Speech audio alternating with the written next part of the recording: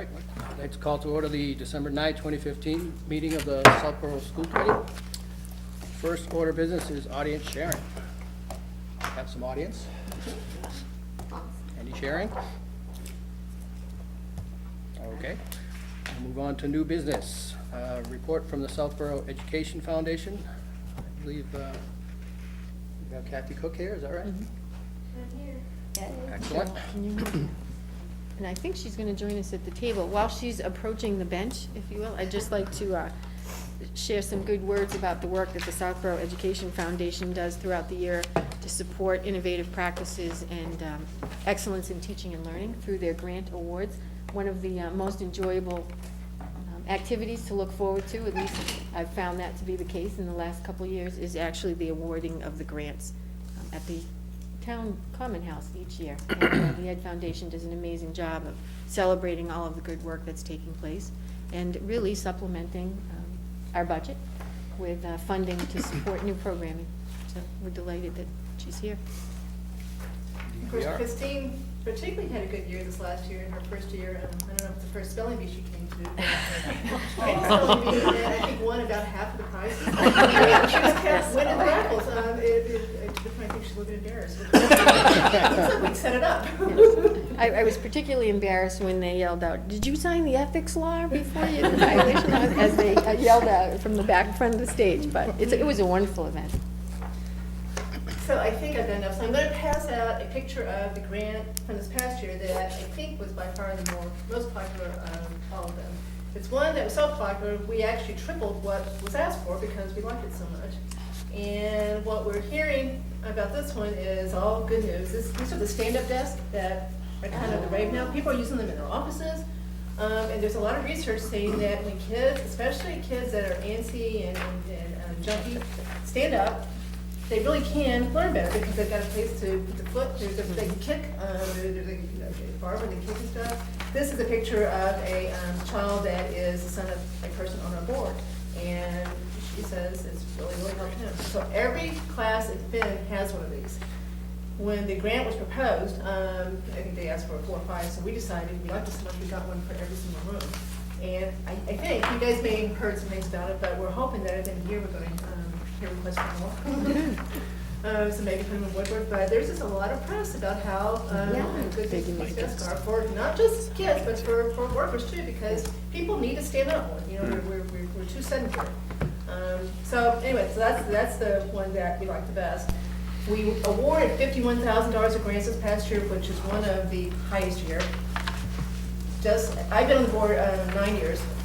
I don't think we've ever turned down a grant that met our criteria in my 9 years, and it definitely didn't last year. So we had a few that didn't meet the criteria, but the ones that did all got funded. So we raised the money that we needed to. Didn't have to touch our endowment, that's still sitting there. We raised the money with 2 main fundraisers. The spelling bee is the main one, and then we do the Red Apple program at Christmas and the end of the year that allows parents to, because of the small limits on given to teachers, they can give to the SEF, and we present a certificate to the teachers from the family, which honors their teachers. So that's worked out pretty well. Spelling bee continues to be pretty popular.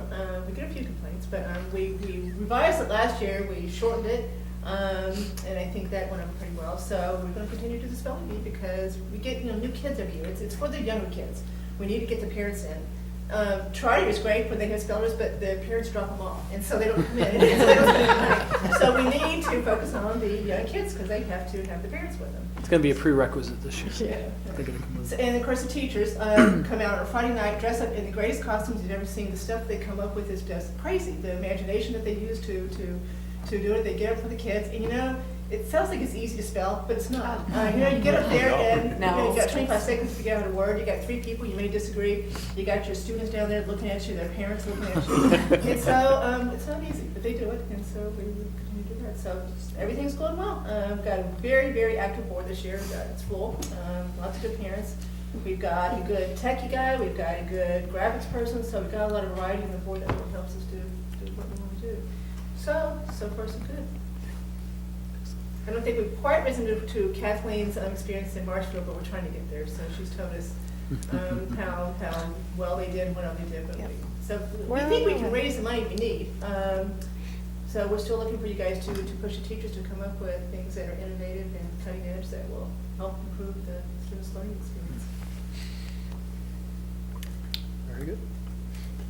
Any questions, comments? Just a comment, I mean, yeah, I was gonna say, you know, Ed Foundation's something that I've known about and been involved in for, you know, our family for lots of years. It's just a great addition to the schools in the town, and there's so many things that I know when we come to budgeting, and Kathy, you know, with budgeting, that you sometimes have to just do the necessities in budgeting, and we all look to the Ed Foundation to spark ideas and stuff, and I think it's great, and it'll even come up in discussions we have. That might be something to go to the Ed Foundation for or something. So I just think it's such an integral and valuable part of the schools, so thank you for continuing to work on it.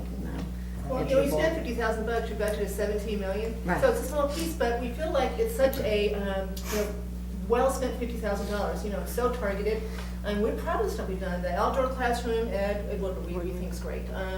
The stuff we've done at Finn as far as, the snowshoes, the climbing board, the wrestling program at Algonquin. So there's so many good things that we've done over the years. Artie Math at Trotter. So we just think that the money is so targeted well spent that $50,000 doesn't really tell you what we do. It means so much. So I agree with you on that, and I think that even though, we as a school system, school committee and administration, work hard to make sure that we think through where all the dollars are spent out of the school budget.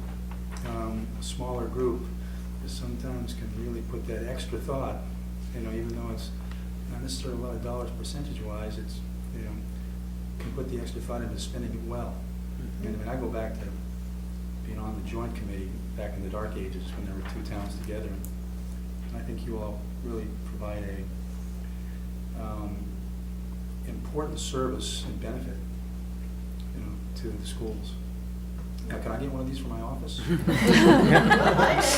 am going to put one in my office. My husband has one of those, so I really want to do it. And the research really says kids do great, and then the minute they get to kindergarten, things change because you sit them down, right? Until they get there, they're running around, they're active, which is what they're meant to do. So there's something about sitting them down that really is not necessarily good. So anybody like this. So I was going to pass it out. This is the letter we just sent to Southborough. This is what we do every year to fundraise. So you'd like to read that. And then here is a copy of the various grants. So you just read this whenever you have interest to do.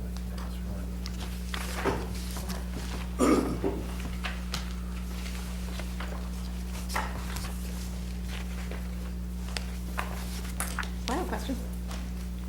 Okay. So Kathy, in your 9 years, what has been like your favorite, most popular, like the grant that you guys are most proud of? I mean, clearly you guys are very proud of these things. I mean, have there been others like this? The classroom, because Dr. Cooper, it was dedicated to him, and That it was just cool. seems like a great idea. Get the kids outdoors, look at all they can do, teach them outdoors, show them.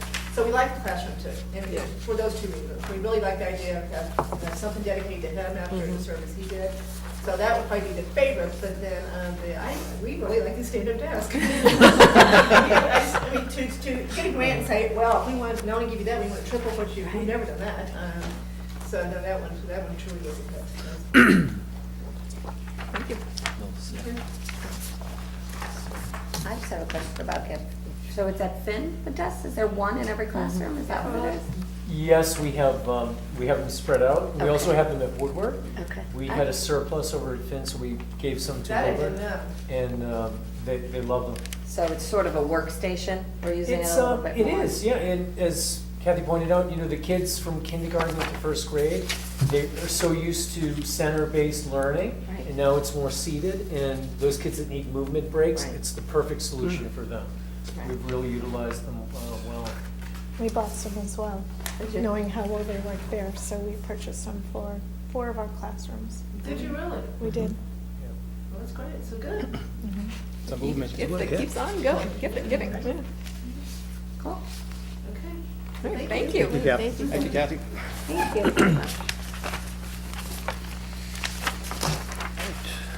Brings us to the Near East School Improvement Plan. All right. Principal Valenti is Shuffling of presenting her chairs. first full improvement plan as principal of the Neary School this evening, and it seems like she has brought the audience with her to the Neary School. I like to pack her in. Do you have copies? She's in gonna your move packet? here.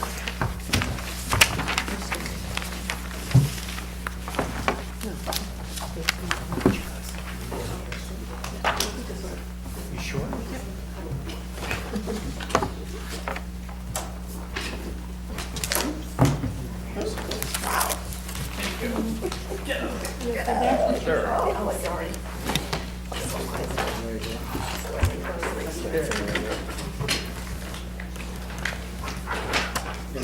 It'll be here for more. Number one.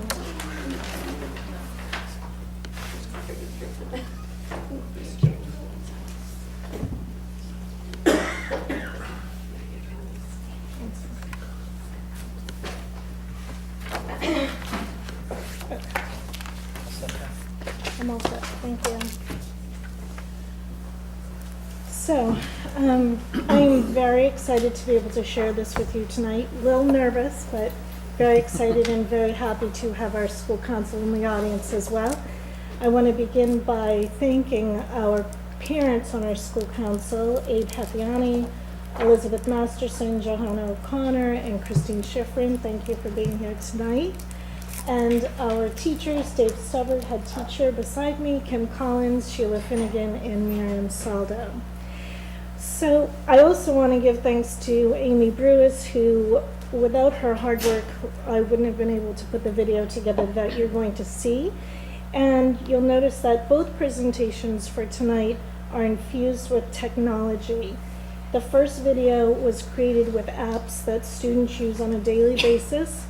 And being a digital native, my digital immigrant, it took a lot of learning to understand how to work, to use each application and then smash them together.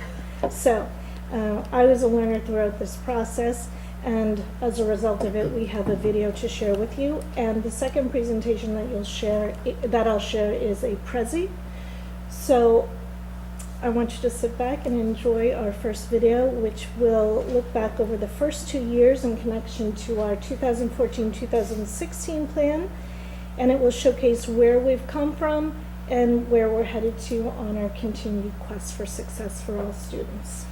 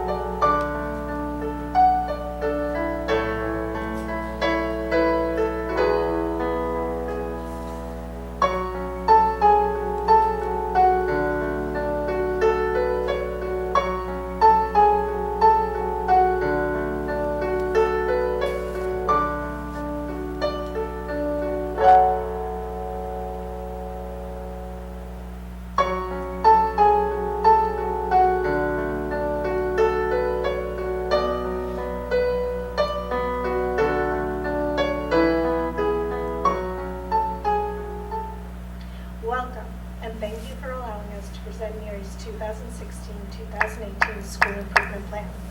As you will see in our presentation, the plan is directly aligned to our district's Vision 2020 and technology plans. Our plan tells the story of Neary. Our journey begins with a look back over the past 2 years in connection to our 2014-2016 plan. So sit back and begin by imagining a learning environment that welcomes over 290 students, 30 teachers, 24 support staff, and many parent volunteers into its space every day. Each collectively works together with a shared commitment towards putting our best foot forward for our students, staff, community, and beyond. Let our story begin.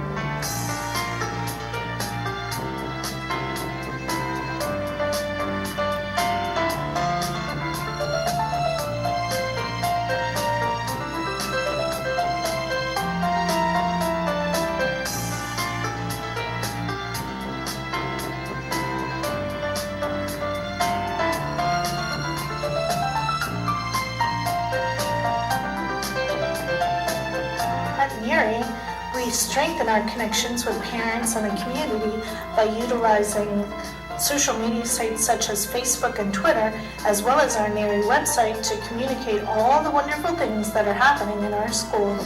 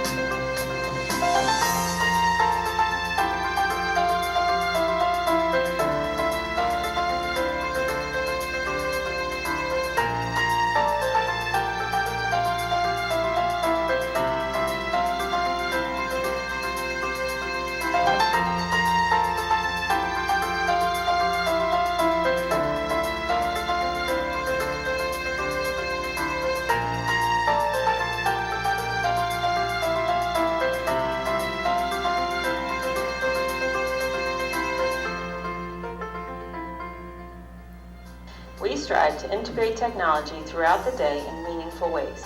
It's used to assist in reaching curriculum goals and objectives for students. Teachers engage in ongoing embedded professional development by me, Amy Brewis, the NERI Technology Specialist, in order to facilitate and support the use of technology here at NERI School.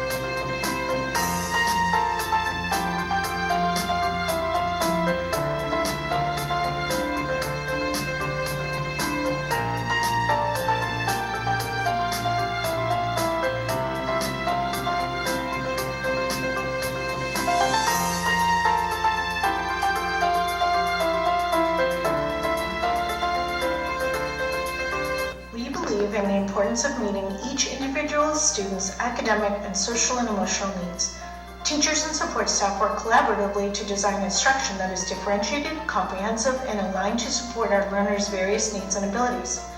We use an RTI approach and positive behavior interventions and systems. With a shared and sound education philosophy and approach, we help students to achieve their personal success each and every day.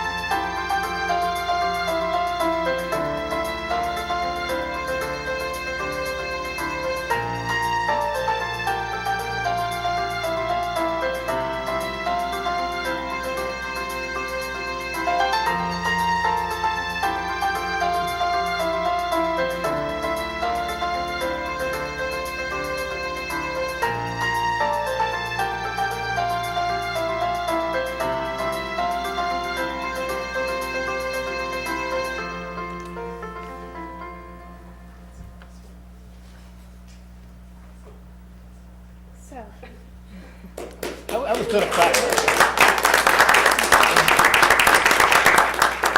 It was a group effort, and it wasn't difficult to do because we are one school, one team, and everybody worked towards putting that together. So moving on to our new school improvement plan. So, again, thank you to everyone for being here tonight. I'm going to start by reviewing our goals. And our goals for our new school improvement plan are directly aligned to our district's Vision 2020 and technology plan, and it tells the story of Neary. Goal 1 is our school climate and culture, to foster a positive climate and culture that encourages innovation, risk-taking, excitement for learning, and personal growth in a trusting partnership with Neary families in the Southborough community. Goal 2, curriculum, instruction, and assessment, to promote academic excellence across all content areas by providing a comprehensive curriculum which meets the needs of all learners and includes a continued focus on analysis of curriculum assessment and data, instructional practices, and intervention systems. Goal 3, student support, to continue to build and support a robust learning environment in which all learners' needs are identified and met and all school staff are utilized effectively. And Goal 4, comprehensive learning environments for 21st century learners, to continue to construct technology-rich digital classrooms where students and staff use appropriate and safe technology tools and resources to support the learning and the teaching process. As we move through this process and as we do our important work each day, we keep in mind 4 guiding questions that are ubiquitous across all areas and help us to stay focused on outcomes for student learning and drives what we do each day. They are: what do we want students to know and be able to do? How are we going to get students there? How are we going to know our students are there? And what do we do for those who are not there yet or who have gone beyond? So what do we want students to know and be able to do? This question is directly aligns with our Goal 1, 2, and Goal 3. And how do we know this? We know because we are aligned with the Mass Curriculum Frameworks, our grade level programs and initiatives, our Atlas maps. We have our care themes. We have 10 new words this year. Do you want to jump in? Sure. Open circle and responsive classroom. So there's a lot of pieces that really kind of create a, culture is not just defined by 1 or 2 elements. It's, really dozens, but we think highlight these as our primary ones that we've found that are effective, are helping to raise the comfort level of all the students and staff. And the last one, student leadership, that's one where as they are knocking on the door of middle school, one of those opportunities where they can kind of get their toes wet before they actually are in middle school. And this year, starting in the winter, we're rolling out, kind of reviving the school student council, and it's been a while since that's was running, and so it's going to be in a different form, I think, than it was about 10 years ago when it was functioning. So that's another thing to look forward to. But the students, it really starts at Finn, continues through Woodward, and then we're kind of just really building upon that foundation that they've started, and the students are just running with it, which is great. And the nice thing is that at the 4th and 5th grade age levels, they take a lot more ownership, and they are just, the independence level's a lot higher, so they're approaching you with ideas a lot more than, there's less guidance and more, more coaching. So, but no, all those pieces really are part of what makes Neary, a great place to work and to learn. So. So how are we going to get our students there? Well, again, directly aligned to our goals 1, 2, 3, and 4. We do this by ongoing and purposeful professional development, which includes working with Dr. Ilda King, TLA. We've embraced the SRSD and Lucy Calkins writing, cafe model, social studies, our new and next generation standards will be coming soon. Our professional learning communities, we meet on a weekly basis as grade level teams. Embedded within that, we provide professional development in all content areas, and we also work together as a data team, looking at data across the grade levels and for each individual student. We provide project-based learning opportunities, differentiation of instruction. Our building-based sport teams meet on a weekly basis, and again, we utilize Open Circle, Responsive Classroom, and PBIS.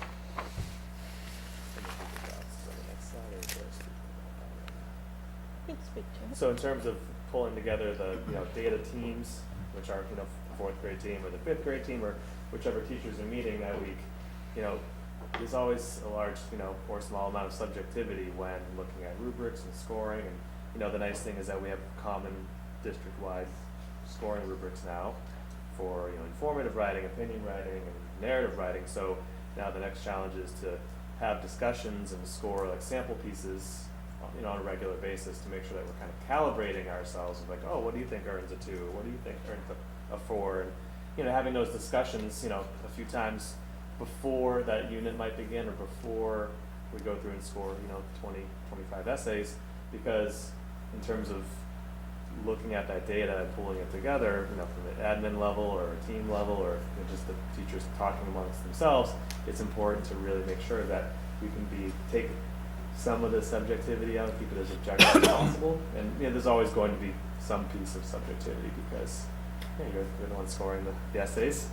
But I think that those meetings and those teams this year have really helped us to get even more on the same page and kind of realize, oh, maybe this should be a focus.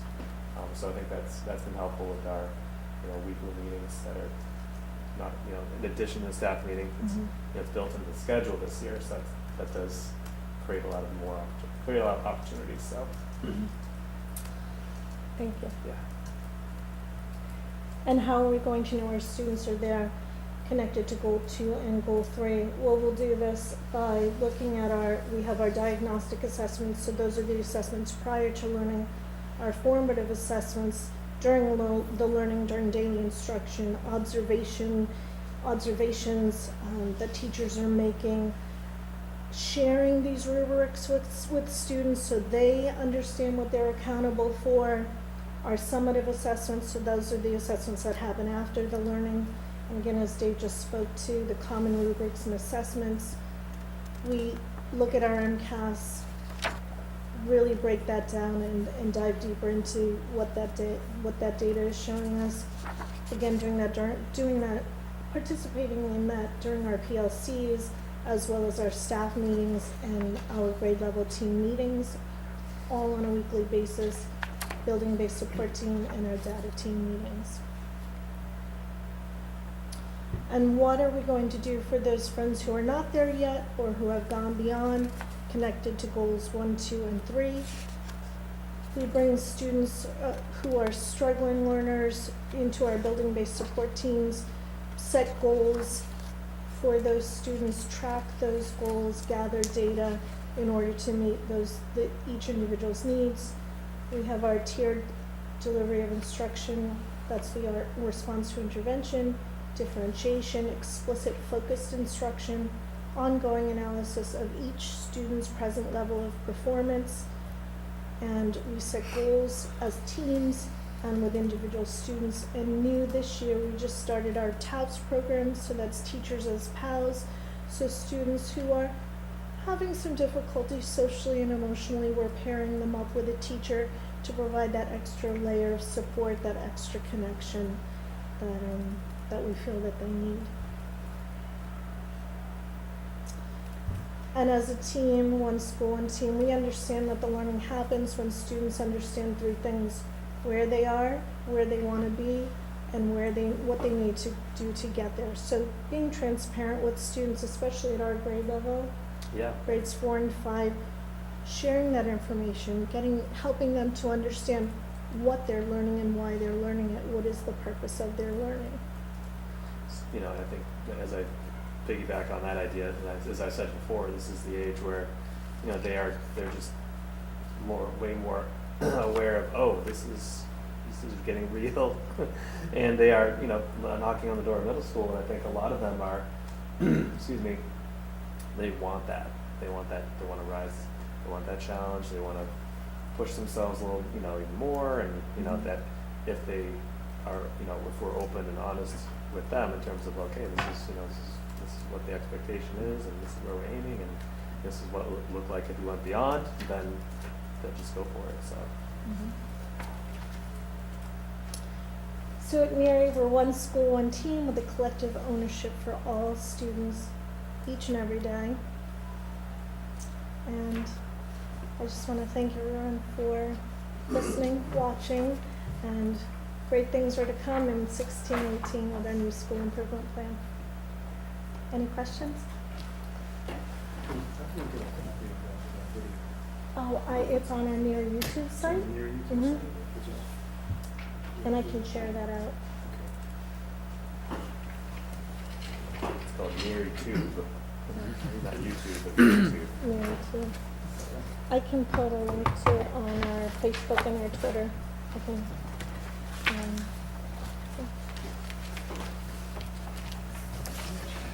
Any questions, comments? Well, I'd just like to say, that was a wonderful job you did on the movie. Pictures, pictures says 1,000 words. And, you saw all those engaged, students and teachers, and I thought you did a great job. thank you. So thank you. You're welcome.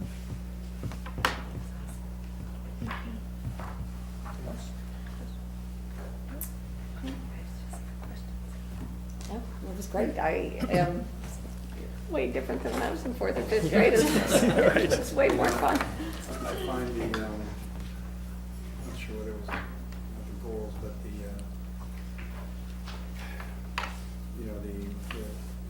points of, what are we doing? We're determining where we want students to go. We're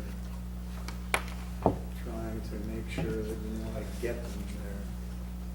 We're trying to make sure we know when they are there, we know what to do with those people that either didn't make it or went on beyond.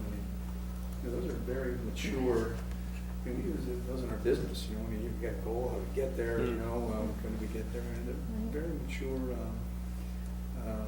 points, which is impressive.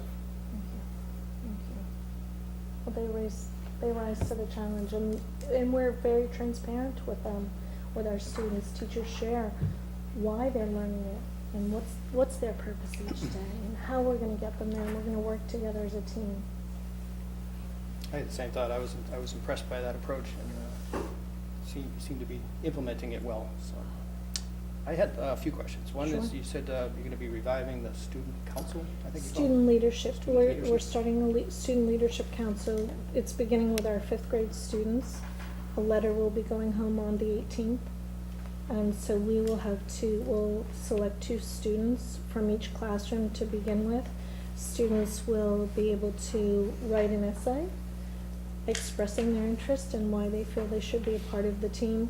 And they will be responsible for helping to lead some of our community outreach programs, setting up some events that we have coming in the spring, and also just demonstrating their leadership in and amongst the school. And then we'll move more towards the spring to bring on a 2nd grade 5 leadership opportunity, so a second session, and 4th graders. So we'll start to groom our 4th graders for next year. So when the 4th graders come back as 5th graders, we'll have a team already established.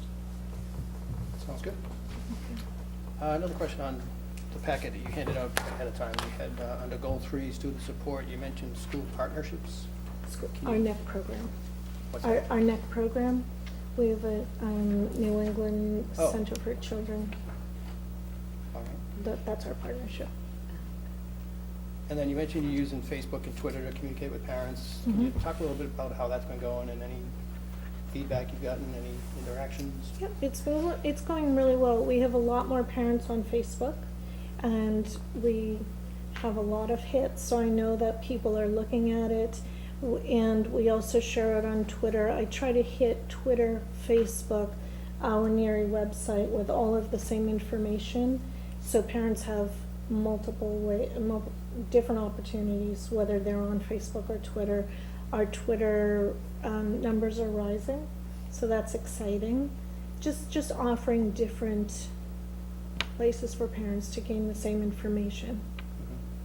That's what's going on. Yeah, Amy Brewis, our technology specialist, is quite the tweeter. and she sorry, Amy.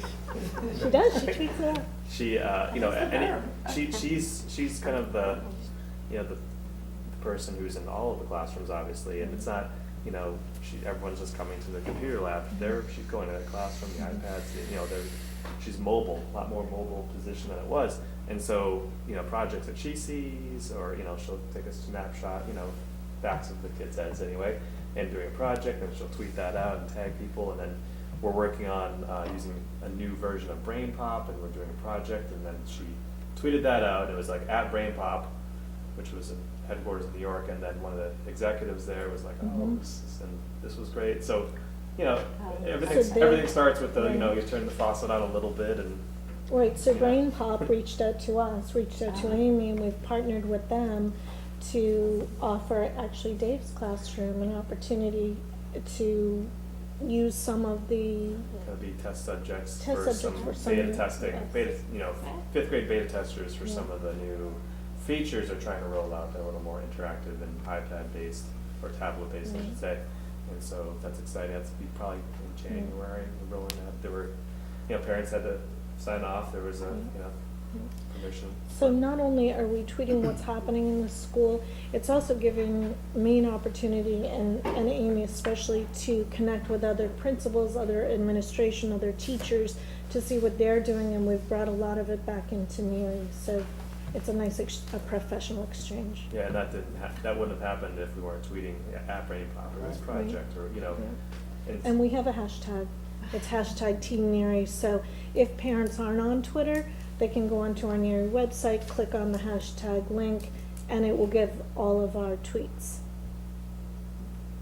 And what we did last year, and we'll do it again this year, is have a parent coffee, bring parents in, we went through our whole Neary website so parents knew where to find certain things they're looking for, the calendar, or My School Bucks is new for us this year. So we brought them in to review that, and we taught them how to log on to Facebook, how to create a Twitter account. So providing that information to parents has helped to build our followers. That's great. I have one question. Kathleen? I was just gonna ask, because most of us at this table lived through the whole one-to-one project at Neary. And so eventually we never got there, but we got 2-to-1, and then there was a lot of discussion about, you know, sharing the iPads with, you know, teachers and classrooms and stuff like that. How has that kind of ended up rolling out? I mean, is it now just business as usual, or are teachers still kind of structuring their, you know, their curriculum around when they have the iPads? I mean, how is that kind of?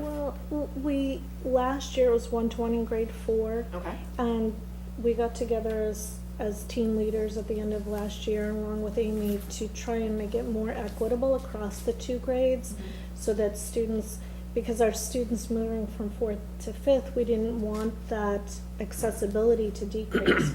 So we were able to structure it so that some classrooms, every classroom has some type of device, whether it be iPad, laptop, or desktop. Okay. And there's availability and equity across both grade levels. Okay. So with a little bit of creativity, and our teachers are amazing sharers, and they're very planful, so we're able to continue what our 4th graders were getting last year, and spread it across the 2 grade levels.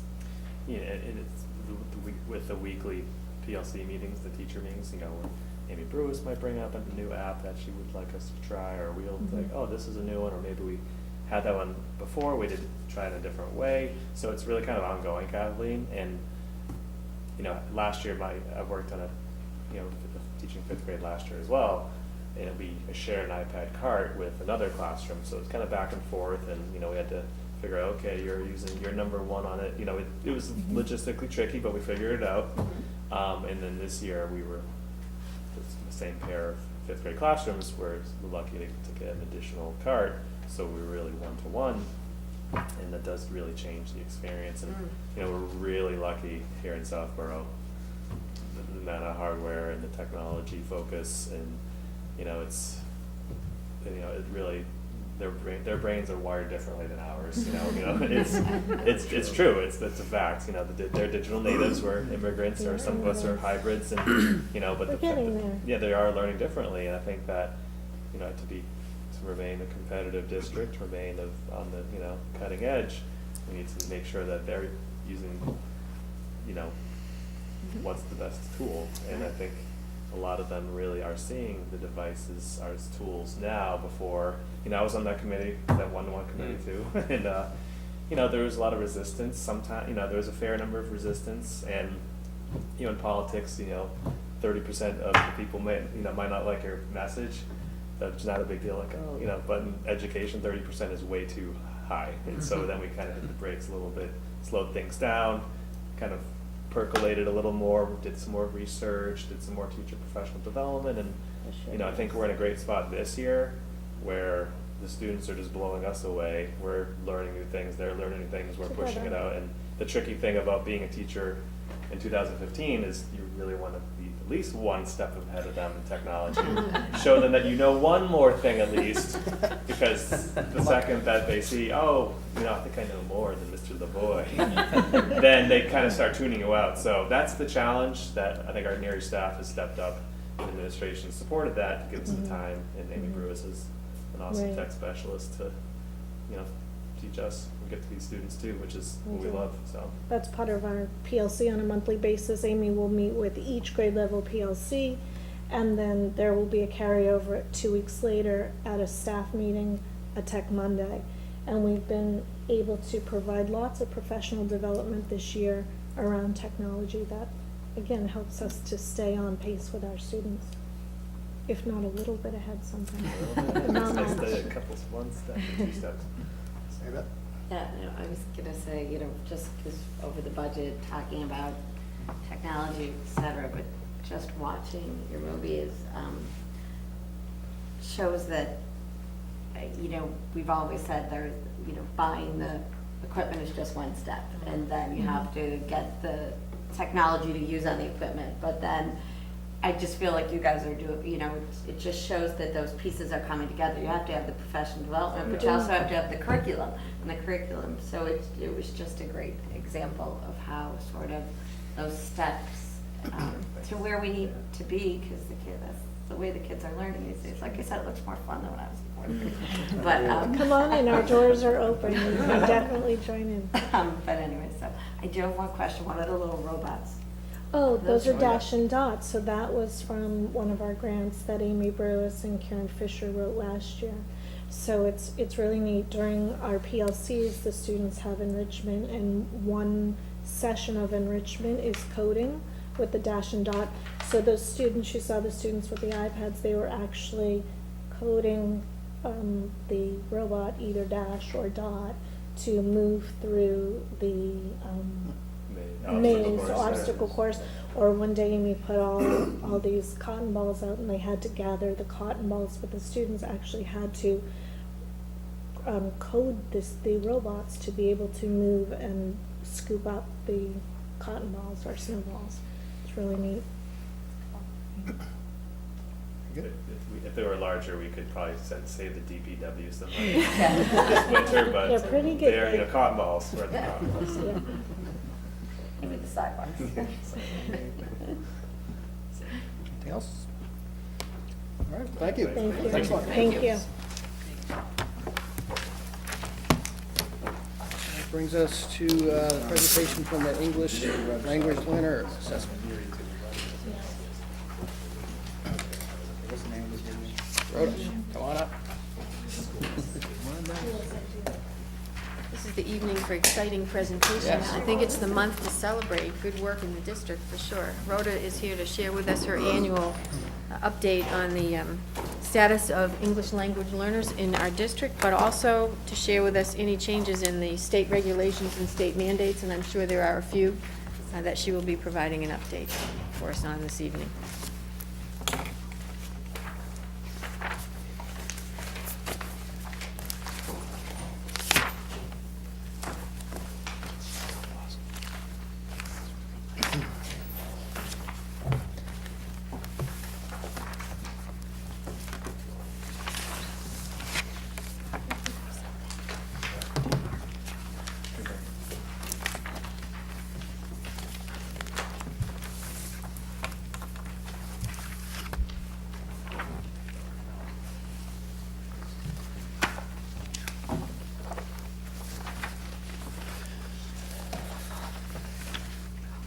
Thank you for the opportunity to allow to give you an update of our English language learners in the district.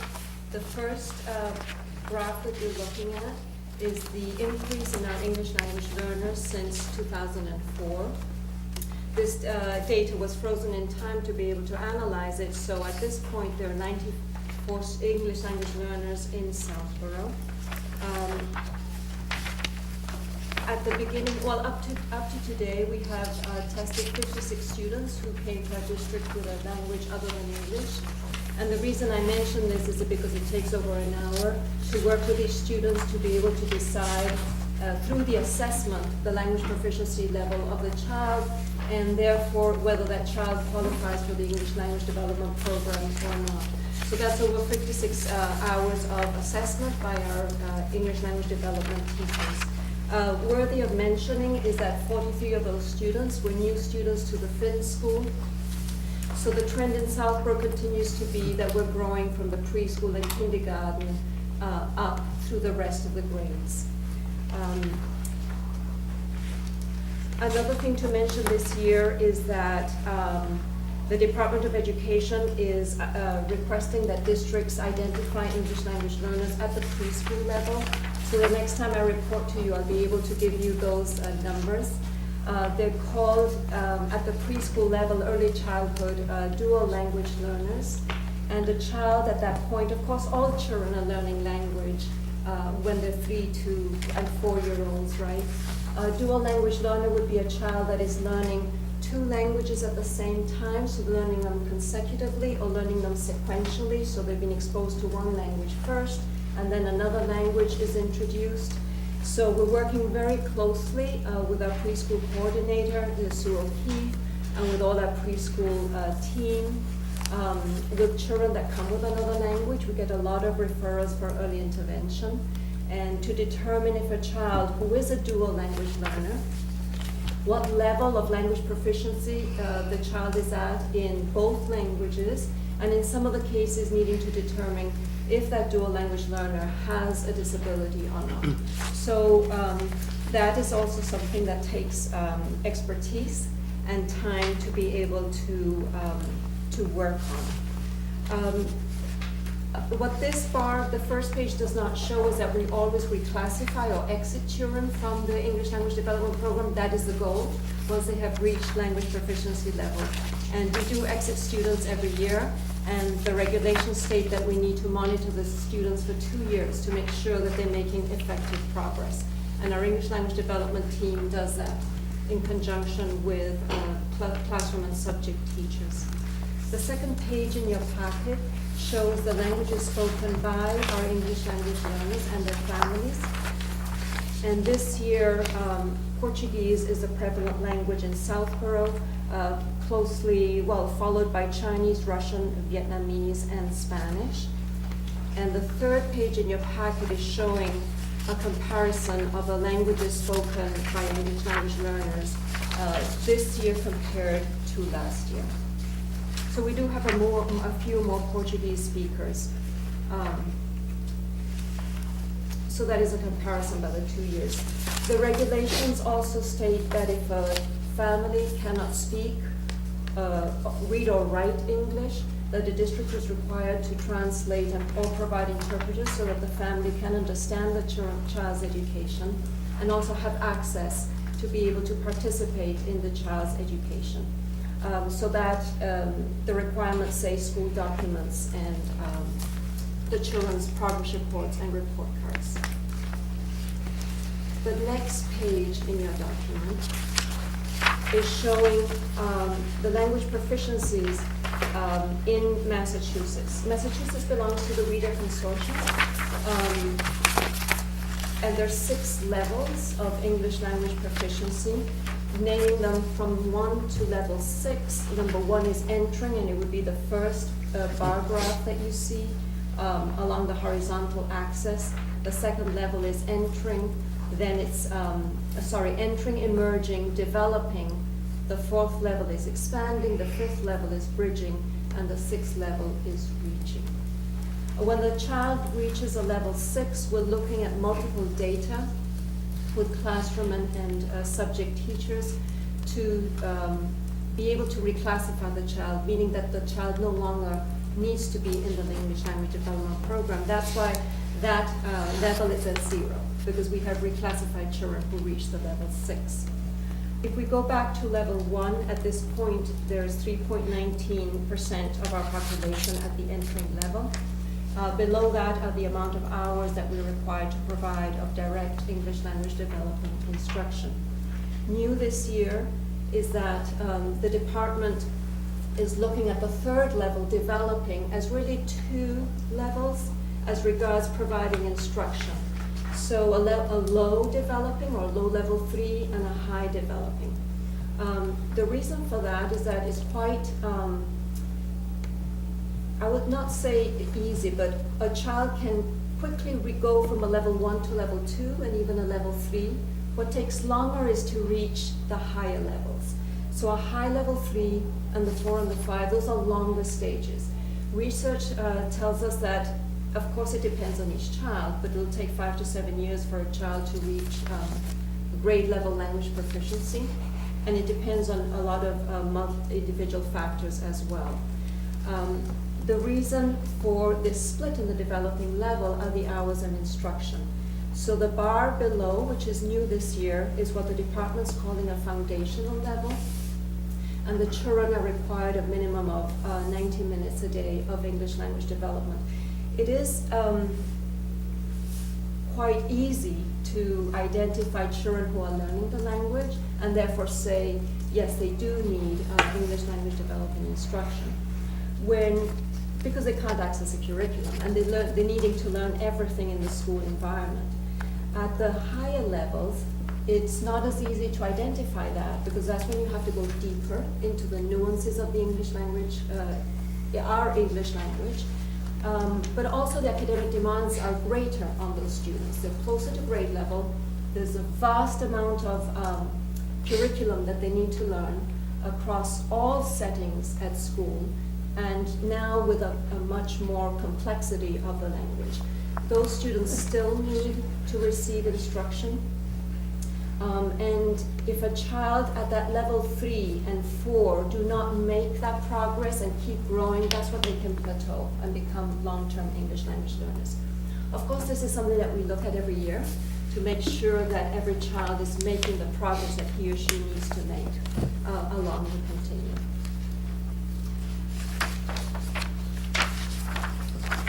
Our English language learners every year need to take 2 summative tests. The state requires MCAS of all students, and also if they're English language learners, it's the ACCESS test. ACCESS stands for Assessing Comprehension and Communication in English, state to state. This will also give us the levels and also in decimal points where the children are at. January and February is the testing window to be able to administer ACCESS. This year, it is a new test, and it's also a new format in that it is offered computer-based and paper-based. Given that it's the first year, our English language learners at Trottier are going to do the computer-based test. Our students, grades 1 through 5, will do the paper-based test. And our kindergarten students, it's developmentally appropriate individual assessment centered around activities and games, and that has not changed. That remains the same. And when we receive those reports, we're analyzing and sharing that also with classroom and subject teachers. We continue to have a very strong home-school connection. We get to know our families very well. It's a whole, our school communities are the ones that really, every single person in the school is important in embracing our English language learners. Across every minute of the day, we're learning language, and they're learning the culture and how to perform in our schools. For our parents who want to learn English or want to improve on their English, we make sure that we're also connecting them with organizations who provide adult ESL. So I thank you for the opportunity for sharing tonight, and I'm open to any questions you might have. Thank you. Yeah, well, I have a question. Yes. 43 students are new to Finn. Is that correct? Now, how does that Yes. compare to other years? More, Okay, many more. okay, because, so if we have 43 that are new to Finn, they're really in that beginning range of English language learners, which would take more time and more Right. effort. Am I right on that, or So there were 43 students who registered with another language. with another one? Okay. So that meant that they were, those were children that our English language development teacher, who we were very grateful became full-time at Finn this year, just at the right time, spent working with those children. And we also were talking to parents, because it's something that you have to look very carefully at the use of language. So only about, not 43 students came into the program. There were many less that qualified into the program. Okay. Yes. Those are hours that we need to spend making sure that we understand the child and the English that each child has. But you're right, there are many more than we had last year. Okay. Mary Beth? Just wondering, this is just for my own knowledge, Yes. like the 90 minutes a day that they're required, how do, is someone going in with them in the classroom, or are they being pulled out? Right, That's just a right. lot of time, especially if they're a little older, to sort of, Right. yeah, just So- wondering how the logistics of all Right. that works. So we instruct the children in small group, and of course scheduling is always a challenge. And, at the lower levels, the children need that time because they're learning everything in school. How to say that they're not feeling well. That's what kind of food they want off the menu. There's everything in every day that they need to be able to function in our school setting, which our school setting has a lot of academic language. Just the social language has specific terms. So in that case, it is both in the classroom and out of the classroom. And it depends, we look very carefully and work with the teachers of how to piece that schedule together. Yes.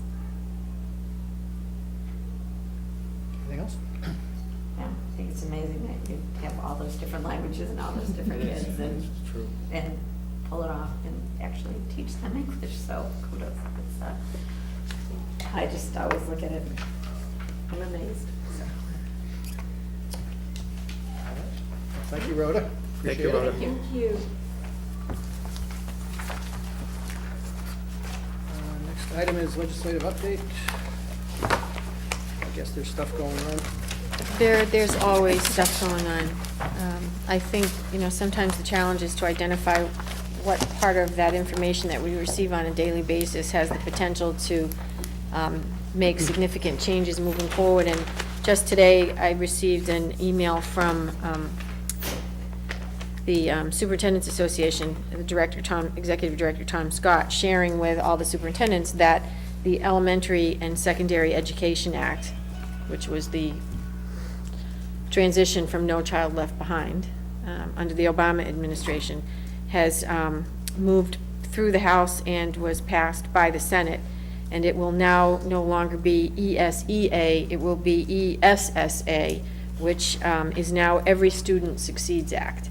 And I think if there's anything that's come forward from the federal level, they've renamed NCLB and Elementary and Secondary Act, and we were just learning what that acronym meant, and now it's going to change. But in all indications are that the new act really will provide greater flexibility at both the state and local level. There's a lot of language that has come out summarizing this new federal law, and I think we're very anxious to see what this really means to those of us at the local level in terms of not only state accountability, but funding.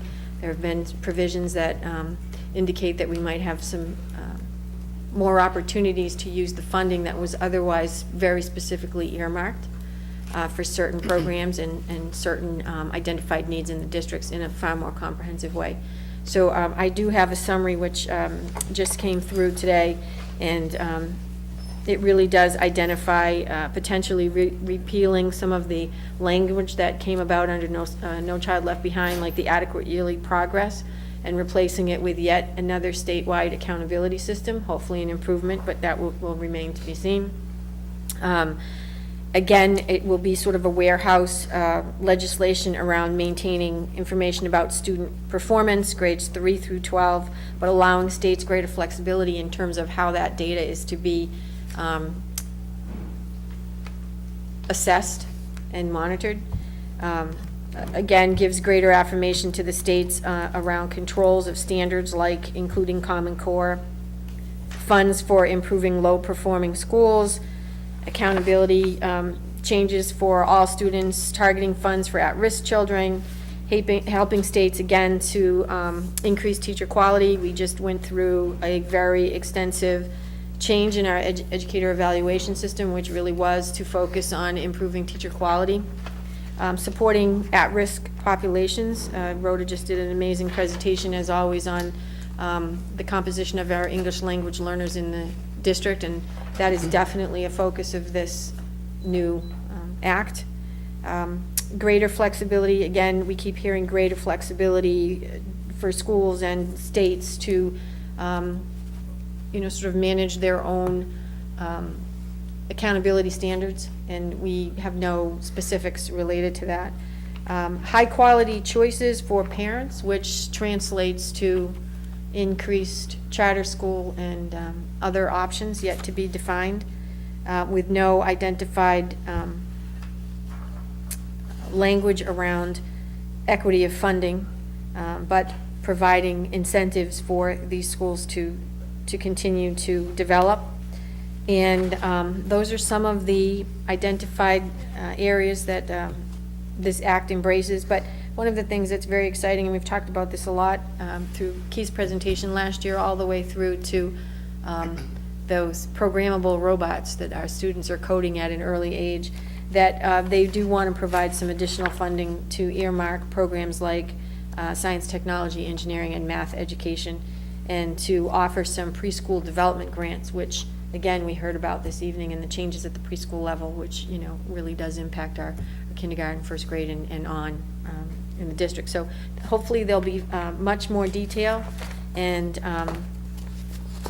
we'll just keep watch. Okay. It would have been more exciting had I put some Bitmojis attached to this, but perhaps the next revision. Is this the appropriate time to talk about the MCAS decision? It's actually on the combined agenda. Oh, that's right. For Okay. next week. We will be asking all 3 school committees to, as we did in June of 2014, take a vote to either adopt PARC or MCAS. Interestingly enough, if you administered the PARC test, you have no choice. You will be required to once again administer PARC. But the interesting dynamic that's taking place with the vote this year is, last year it was pretty clear it was PARC. It was, or 2 years ago when we piloted the program, and then last year when we took the vote. But this year, it's really a compilation of 3 different things. Even those districts that administered PARC last year and will be required to do so again this year will be administering PARC from at the 3 to 8 levels. The science and engineering test will remain at all levels, MCAS. The high school will test MCAS, and they've made some slight modifications in the long comp for the earlier grades in the MCAS test. The MCAS that we are quite familiar with will include more embedded PARC-like questions, because the Department of Ed has clearly indicated to everyone that the final, they're calling it the next generation of assessments, they're calling it MCAS 2.0. It will be in the development stages and will look more PARC-like. And that's something we knew that was, that was foreshadowed last year. We haven't written the test yet for this year. No, they're actually going out for bid, and there will be. Like the March test? Yes, they have. Okay. So the original plan was, even for those districts that were going to adopt MCAS again this year, the test would look more PARC-like. We knew that. Yeah. And so. They just decided that, No. They're just writing the test. Unfortunately, for a lot of our schools and a lot of districts, right now, we would be planning the schedule. So even though they've released a tentative schedule, that just came out December 7th in a revised format, and the districts need to wait until the decisions are made. One of our concerns when they first came out with the December 18th vote date is that while it's not mandated per se this time that the school committees take a vote, it is highly recommended that we encourage our school committees to vote, Parker, MCAS. And, a lot of districts, the school committees aren't in session or really haven't had any dialogue around this issue at all. We've sort of had this ongoing conversation about what our state assessment would look like, and certainly leading up to this vote, we've had many conversations. And so the state is allowing districts who just simply the districts do not have time to adequately review the impact of the vote to file for a waiver to extend that. But our schools are, they're ready. They want to get these schedules out to parents. Parents want to know what the testing window is. It falls right in the middle of, springtime, and, people like to make plans. Attendance at these sessions is critical. They are making some significant changes. However, it is very likely that a school district can fall in from level 1 to level 2 because 2 students in any particular subgroup may not test that day. And so they're increasing the attendance rate factor, and they're lowering the subgroup numbers. So they're making some changes regardless of what the test format's going to look like in the actual accountability. So we're hopeful that next week, Wednesday, at the combined meeting, when all 3 committees are seated, we will take a vote Okay. on one or the other. And there is just so you know, there is a position paper that will come out in the packets, very similar to the one that I crafted 2 years ago, and also a lot of information about what the testing cycle will look like. It is conceivable that in one parent, depending on if the district chooses to continue with Park, and they have no choice, but if an MCAS district chooses to go in the direction of Park this year, that parent will receive 3 different accountability reports, and various other types of information that is somewhat inconsistent. So depending on where their students fall in the grade 3 to 12 continuum. Exciting times. All right, brings us to the fiscal 16 budget. Yes, the FY16 budget is in your packet. There are no significant variances, and we would need a vote to approve until audited. Okay. Anybody want to make a motion? I'll make a motion. A motion to approve the Southborough Public School District financial report of November 30th till audited. Second?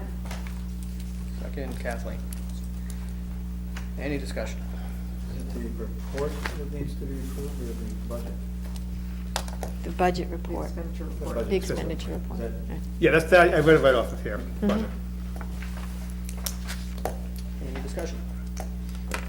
All in favor? Unanimous. Fiscal 17 preliminary budget discussion. First, I'd like to applaud our school administration. They have provided us with wonderful information after fully assessing their needs and some wants in this year's budget. And Cheryl has been doing her usual masterful crunching of numbers. And very shortly, we will be inviting the budget subcommittee to reconvene so that we can really look at the numbers. But as we look at those numbers that we've been able to put together so far and do some analysis, the drivers this year, the impacts on, or the factors impacting the FY17 budget really are about the contractual raises, where the negotiated raises. We're entering the third and I guess the final frontier, or the final year of our contract, and soon into next year we'll be beginning that process again. And so the contractual increases are about 2%, or not about, but the COLA increase is 2%. So that's something that is impacting the budget process, as it would always do. We also are very cognizant and very mindful of our commitment to provide reliable and current innovative technology and software in our schools. And I think a perfect example of that was this evening. Last year, we made a commitment to continue to monitor what the technology landscape was in our schools and to spend some dollars in professional development. And I think, as you pointed out, Mary Beth, you can see the product, the yield and the investment that we had in our teachers, in part because of all of the information Kathleen shared with us this evening. So this year, we are using our technology analysis that we put together last year, which really does provide a snapshot of where we are in each of our schools in terms of reliable devices in 21st century classrooms, and the readiness around teachers being prepared to use the technology that we have in our schools. And so as we continue our conversations, we'll actually be able to clearly see the number of reliable devices, the ratio to device to student, and that's what we've been using as we talk about our needs around technology. Again, professional development, but also, you know, the tools that we're going to put in the hands of our teachers. So that's been very helpful and has really provided a solid foundation for the discussions that we've had. Certainly, we want to make sure that we're providing an equity of access to these tools in all of our schools, and that's allowed us to do that in a very clear, data-driven manner. We're going to be happy to share that out as well. I think that, you know, Rhoda alluded to 2 areas of need in terms of staffing, and one would be our continued growth in our ELL population. If you looked at the chart that Rhoda had prepared for us about, you know, where the students enter and when they exit, and the number of hours required versus the number of students, you know, we're in excess of 250 hours of just focused instruction. That is a minimum amount of time for these 94 students. And so we'll be looking at, you know, what our English language learner instructor needs are, and then also the behavioral supports at the preschool K and 1 level as part of the budget process. So I think that we will be well prepared to have our preliminary budget ready to share in January.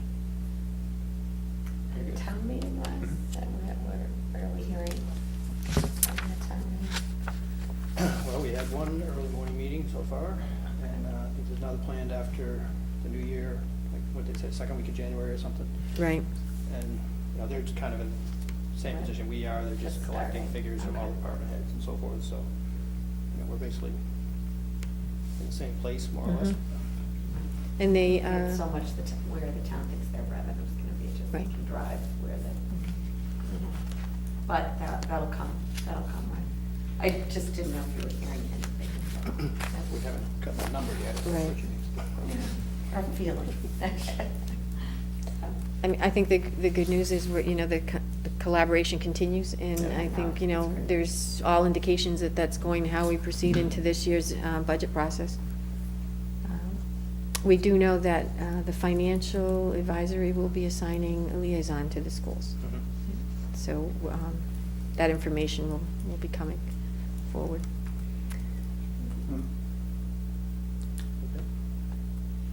As That hasn't happened for a few years, has it? Or you haven't every year? I'm not sure if we had a specific liaison assigned last year. Yeah, but you did before, last year? Well, that goes back a ways, right? That goes back a ways. Right, that's Oh, what we haven't since I've been here. I thought that 4 years. having a specific 1 or 2 kind of disappeared for a while, but maybe I'm just not kind of aware. I'm looking forward to the opportunity. I think that, you know, I the think more, it's good. the sooner we can address Yeah, I any think it's concerns good. and respond to some questions, I think that'll be a positive result when we present before the entire financial advisory. So I think it'll be a positive step, more conversations. I do want to reflect on a presentation that we had in September and seek some direction from the committee in terms of how we would like to pursue the conversation around kindergarten. I know that this has been a topic last year. It was presented in the midst of the budget process, and again, we started this year with some interest around the current kindergarten model and the half versus free day, full day kindergarten. And we did have a presentation in September. So we have an opportunity to do some budget modeling. Cheryl and I have chatted a little bit about what that might look like beyond the 5-year progression that we talked about earlier. And so if there's a will from the committee for us to pursue that, then with the preliminary budget, we could potentially present a couple models that would be available for discussion. Yeah. I think we should, right? Yeah, I think that's the best approach. I mean, we discussed that in our last subcommittee meeting, and that would definitely make sense. Okay. And I think, part of it we've talked about is where would we possibly get some more state funding if we do that. I think knowing if that's possible and what that offset might be. Not that it's gonna totally offset it, but that's a piece of it. And unfortunately, it's really going, as I said last time, I'm like, nobody is gonna disagree that it's not a great idea, but it comes down to money. And, and it's not just the school budget, it's the town's budget in general. And is that where, we're asking for a sustained $300,000 Right. increase to our budget. So Yeah. it's that's a great program. There's lots of other great programs. So it's really, that's what it's gonna come down to, obviously. Well, yeah, so that's what the scenarios would show, right? If we do this, do we have to cut something else to do it? Right. Right. Right. And And that's where then we take that to the bigger town committees. Right. That's really what it is. So. we do know, Cheryl and I worked at opposite ends and met in the middle, actually.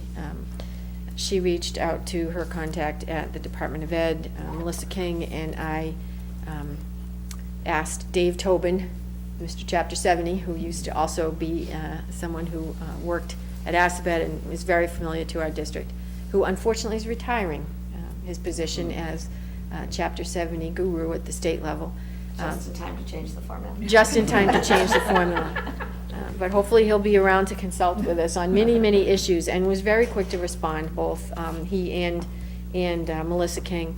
And we asked them to analyze, basically, our situation for us in terms of where we are with Chapter 70, the number of students that would migrate from the half count to the full count, and what that would look like in terms of Chapter 78. So Cheryl, I'm going to recount, and you can start and I can chime in, whichever you prefer, because we ended up in the same place. And that basically is, if our enrollments had been on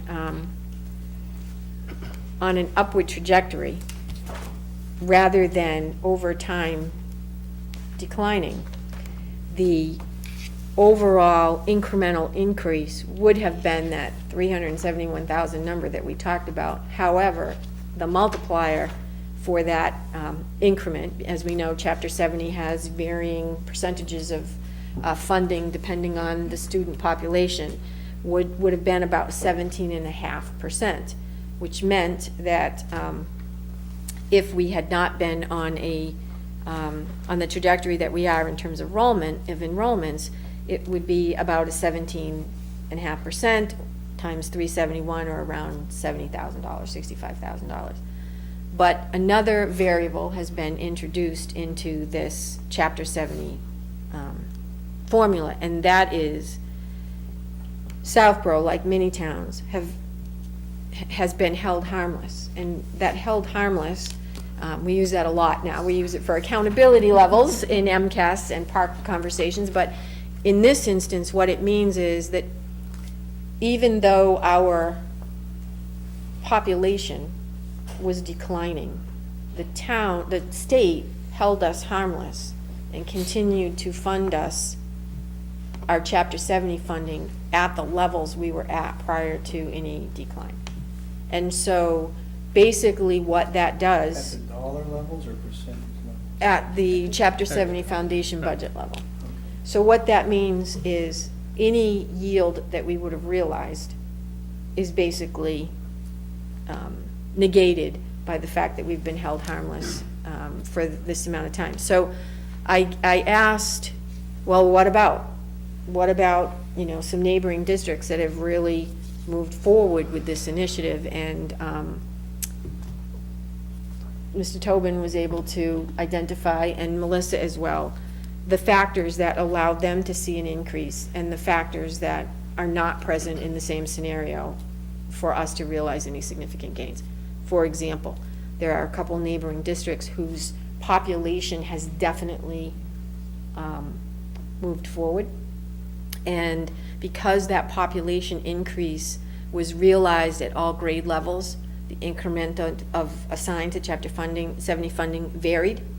And so not just because of the half-day students migrating to full day was there an increase realized, but rather that increase was realized because it also happened at the same time that the overall population was increasing, and that population was K-12. So that's how they were able to access some additional Chapter 70 funding. So that really changes our conversation and the scenarios that we build to share with the committee next month. With respect to the grants, it is as uncertain as the 4 letters that we sent to our representatives last year. There's no indication that the grants will increase. There's no indication that the grants will remain even funded as we move into this year. And as we know, last year, it really was a moving target right up until, the end of the school year. It was on, it was off, it was in, it was out.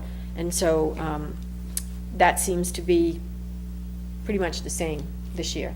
The only potential funding possibility, and to what extent it might benefit us in our district, is there is a strong feeling that some funding will become available through grant opportunities for preschool to meet the high needs population entering the schools at the preschool level. And to some extent, that may positively impact us in the overall budget, but for the most part, our preschools are tuition. Our typical children are tuition. So that remains to be seen. Not necessarily what we want to share, but certainly important. Yeah. That's what you're saying. Right. Okay, got it. Long way to say, we ain't getting nothing. Yeah. But I think it's important to share No, that, it is. because a lot of the assumption around the kindergarten conversations is that this Chapter 70, and so it's nice to really get 2 exact analyses for us to share. Okay, Okay? anything else on the budget? All right, fiscal 17 budget priorities are In the packet. Haven't changed. Mhm. Budget calendar, Budget calendar reflects the meetings that we've actually had. We've had a couple in December, and a dual poll is coming out soon to schedule our next meeting so that we can review the preliminary budget before school committee. okay. Enrollments, we have NASDAQ numbers. We have NASDAQ numbers.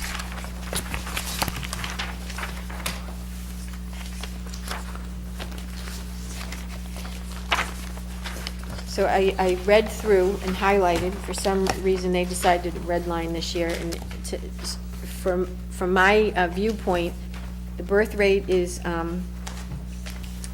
declining, but the migration into this community is slightly on the uptick. And that's why we're, realizing the increased enrollments wherever we might. Kathleen certainly had a few students enroll in 5th grade this year, I think, right? And then our kindergarten numbers. Yeah. So that's, it's people moving into the community, but the birth rate is declining. Well, it was kind of interesting reading through it, because that was one of the things that they noted, but I sensed there was a little bit of copying and pasting in there from prior year reports, but it was interesting. I think one thing that they know, though, is that it's hard for them to explain, because no one really knows why. The kindergarten numbers are going up when they're looking at birth rates that are going down. And what they say, obviously, is the only thing it could be is people moving into town and with young children. And then they go to explain that real estate, sales are picking up in real estate, and they said, as a matter of fact, they'd even be more than they are today, except that some of the empty nesters aren't selling because prices are going up so fast that they want to stay in their homes until they feel it levels out again. And these could all be true things, but one thing after you work with the numbers for a while is it's really hard to determine exactly what these populations are going to be. And the best thing to do is to be safe and conservative with the numbers, and I think that we have been.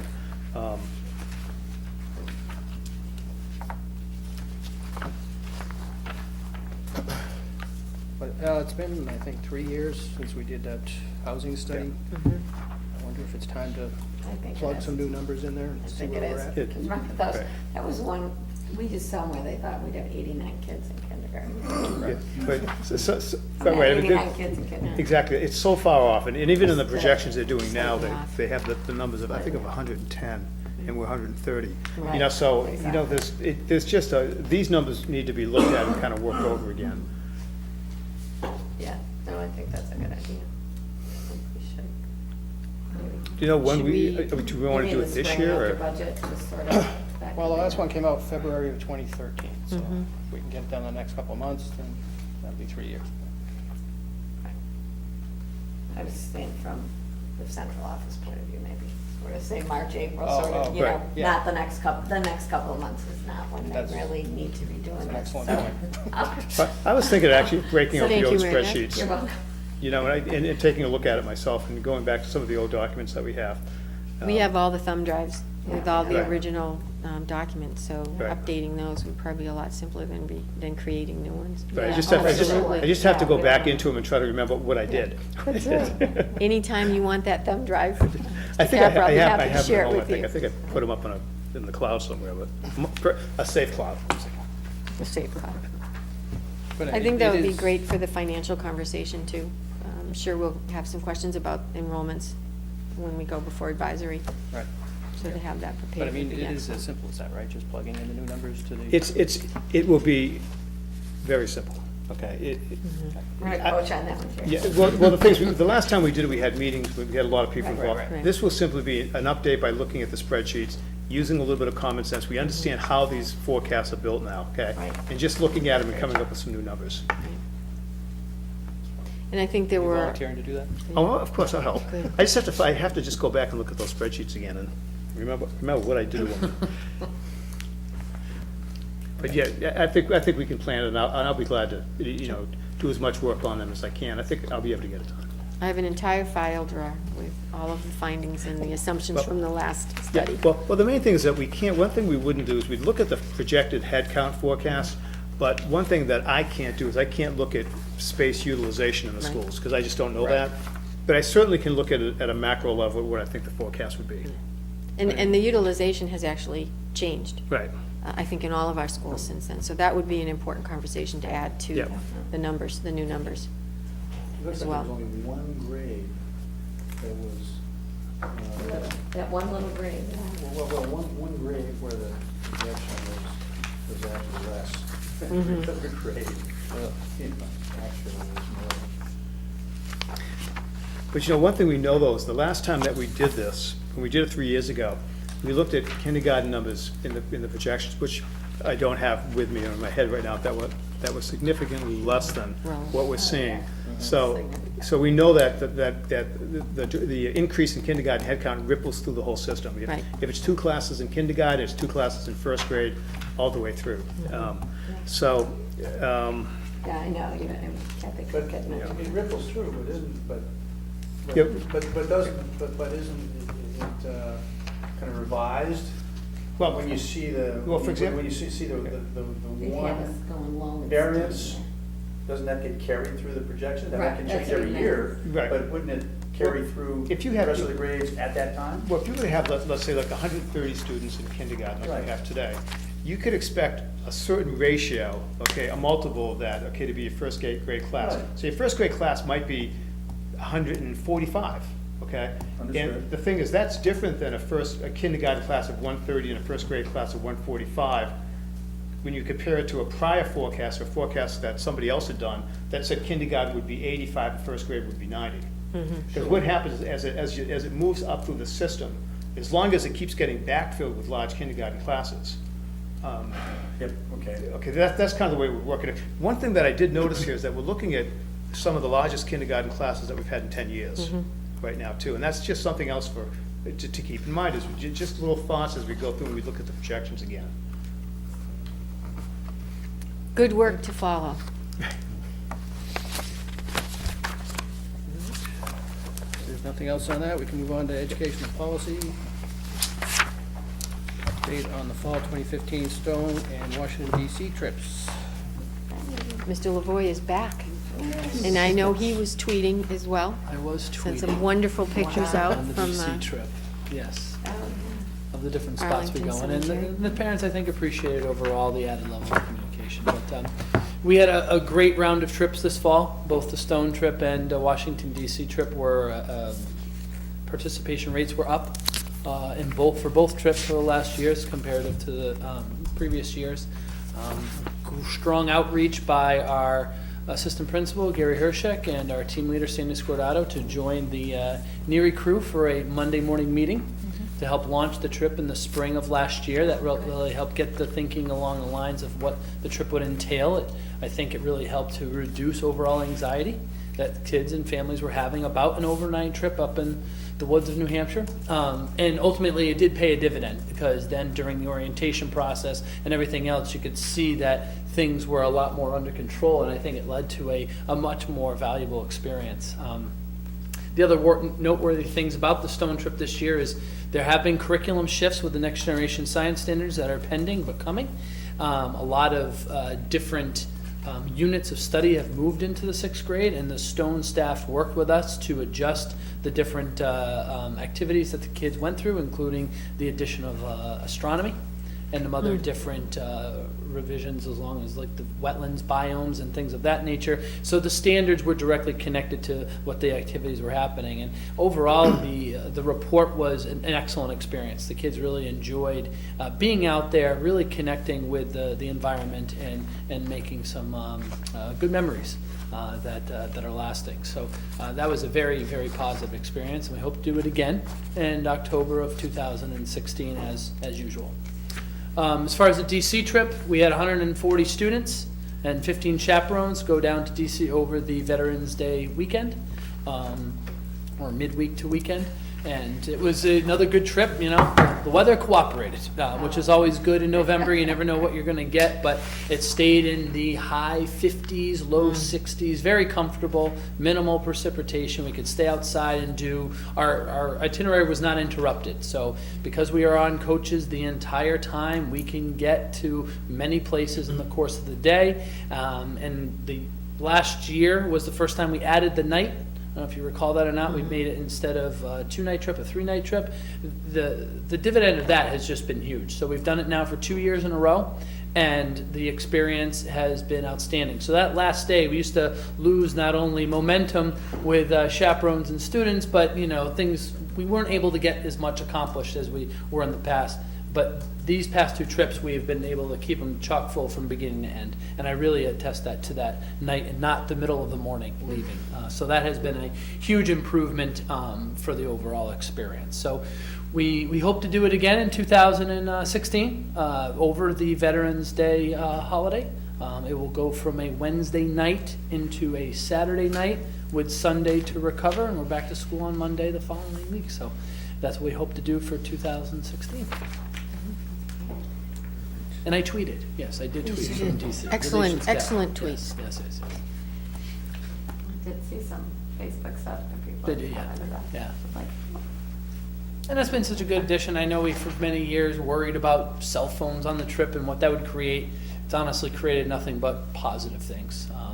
communication with families, the ability to just connect with each other, whether it be in the case of an emergency, the peace of mind. It's just added to the trip where we really haggled over it. I think for months we debated, the chaperones debated about how we would regulate and control and this and that, and it's really worked its way into being an integral part of the communication structure and making it successful for a lot more kids. And that's been something that's carried over, whether kids have anxiety about being away from home or knowing that they are, with their classmates. Just having that peace of mind is something that has actually played out pretty positively, I'd say. Don't lose them at the mall. Don't lose them at the mall. Yeah.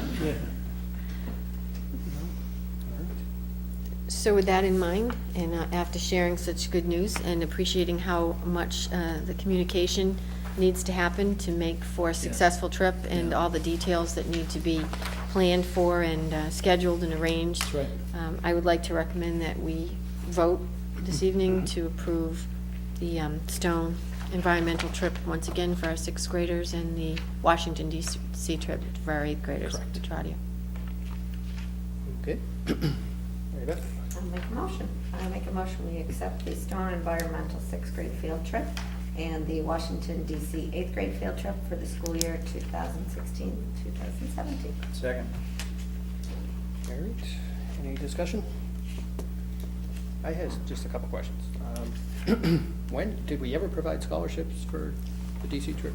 We did.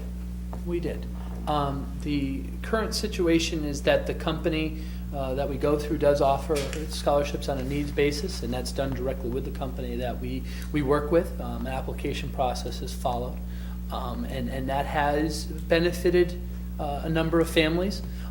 This past year, actually, we got an anonymous donation from a family wanting to be able to send a student on the trip, and they directed that money at that student. So it was actually between the families that it occurred, and we didn't touch a dime. So that type of thing has been occurring, but no, we are not providing any direct scholarships from the school. Do we know what the cost is going to be?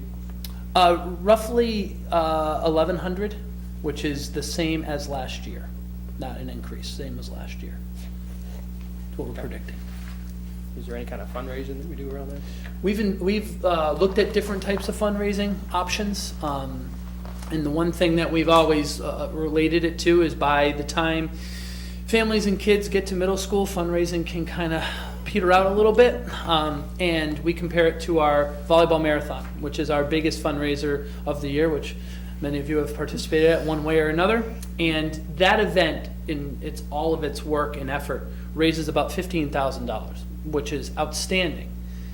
That would only be $100 per student. Right. It really wouldn't make a huge dent in what needs to happen for the family. So that's why we do like to get approval in December, and I will start the solicitation of the trip right after the Christmas holiday. And I really talk to the students about participating in the payment of their own trip, whether they're mowing lawns, babysitting, raking leaves, doing things of that nature to help offset the cost. Has actually been a pretty good instrument for kids being able to have an investment in their own trip. And some students have reported that they've actually paid for their own trip by way of working in the community in different ways, babysitting, umpiring, raking leaves, the list goes on. So that's actually been a more effective way of pushing it than doing a bake sale that we found. Yeah, I know, I always thought with my own kids, we sort of had an agreement on what was their responsibility, what was my responsibility, sort of, and it worked well. I thought it was a good family tool of, you're responsible for your, I don't know what it was, they had to bring their own spending money and pay a certain amount. Right. And it was really just for responsibility and to have them buy into And it. ownership. But that was a family decision and whatever, but I know a lot of people did. And I'm asked that, Paul, I'm asked that question every year, and that's the answer I give, and I give similar situations what Mary Beth described as being a pretty good formula. It doesn't necessarily write the check, but it can take the bite out of the pay. So, and the companies are very flexible with payment plans That's the other thing that they have recently started to offer. It's not just a deadline. You have to have a nickel in. If they engage with a company on a payment structure that can take it from, January right up until the day we leave. And if hardship does arise, they extend it beyond the trip. They don't want to take the experience away from the kids. So that is something that's done with the flexibility of the company. That's good. Yeah, it's pretty good. I haven't heard many families taking advantage of that though, so I think people are finding a way and making it happen. And I really respect that because it is a lot of money. Any further discussion? All in favor? It's unanimous. Thank you. Thank you. Thank you. All right. Policy development distribution, None at this none time. at this time. Personnel items, we have a personnel report. With your personnel, just noteworthy, we have 2 longstanding members of our Southborough community who will be retiring. James Robbins, a custodian at Woodward School, and Evelyn Maynard, technology teacher at Trotter. So we wish Congratulations them to all them. good luck. Exactly. Thank you for. And communications? None at this time. None at this time. Action on minutes from November 10th. The minutes are in your packet for review and vote to accept. Mary Beth? Make a motion, we accept the minutes for the open meeting of November 10th, 2015. Second. Any discussion? All in favor? Opposed? Abstaining? Guess it's still unanimous. Bills and payrolls, I'm sure Cheryl has. Cheryl has a pile on there, yellow pile. Agenda items for next month, we have the fiscal 17 preliminary budget. Anything else? I'm sure there'll be many more items to add between now and January, but I think that will be the key focus of our conversation, preliminary budget. Okay. In that case, audience sharing. Audience seems to have left. You've lost the audience. Sam's still there? Still there? We'll just say hi. Hi, Sam. I guess we could have a motion to adjourn. I move we adjourn. Second. All in favor? We are adjourned. Okay.